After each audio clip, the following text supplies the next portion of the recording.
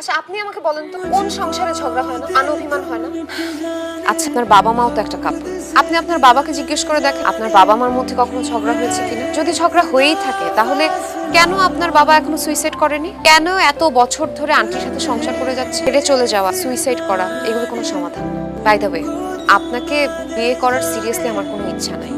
আপনি আমাকে কেন রিজেক্ট করেছেন সেই কারণটা জানতে আমি আপনার পিছনে এতদিন ঘুরেছি। আগামী সপ্তাহে আমার বিয়ে, কার্ড আঙ্কেল আন্টির কাছে পাঠিয়ে দিয়েছি, আসবেন। ভালো থাকবেন।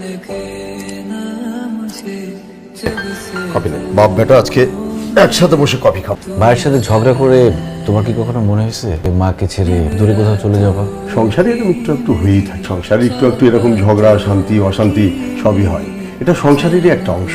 আঙ্কেল আসসালামু আলাইকুম। ওয়ালাইকুম আসসালাম। আন্টি আমি খুবই সরি আপনাদের সাথে খারাপ ব্যবহার করে। আসলে আমি একটা ভুলের মধ্যে ছিলাম, কিছু নিজের মতো করে ভেবে নিতাম, আর এই জন্য বিয়ে নামক শব্দটা শুনলে আমি ভয় পেতাম। এই ভয় আমাকে বিয়ে নামক বন্ধন থেকে দূরে রেখেছে, কিন্তু এখন আর সেই ভয়টা নেই।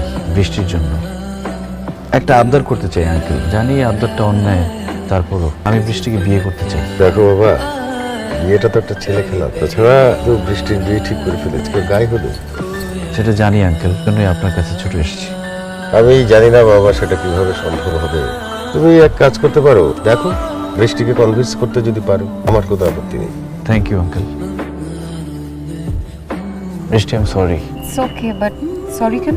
এই যে আপনার সাথে কত খারাপ ব্যবহার করছি, চিল্লাচিল্লি করছি, তো উচিত হয়নি। আপনাকে সরি না বললে আমার ভালো লাগছিল না। আপনি কেন সরি বলছেন? সরি তো আমার বলা উচিত। আপনার পিছে পিছে এতদিন ঘুরেছি, আপনাকে বিরক্ত করেছি, আমাকে মাফ করে দিন। এটা না করলে হয় না?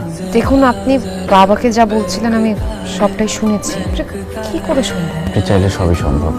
জি না, একটা ছেলেকে তার ফ্যামিলিকে তাদের সাথে কথা বলে এটা ক্যান্সেল করা, এটা এত সোজা না, এটা সিরিয়াস একটা ব্যাপার। আমার জন্য না হয় চেষ্টা করলেন, আমি সারা জীবন আপনার পাশে হাঁটতে চাই।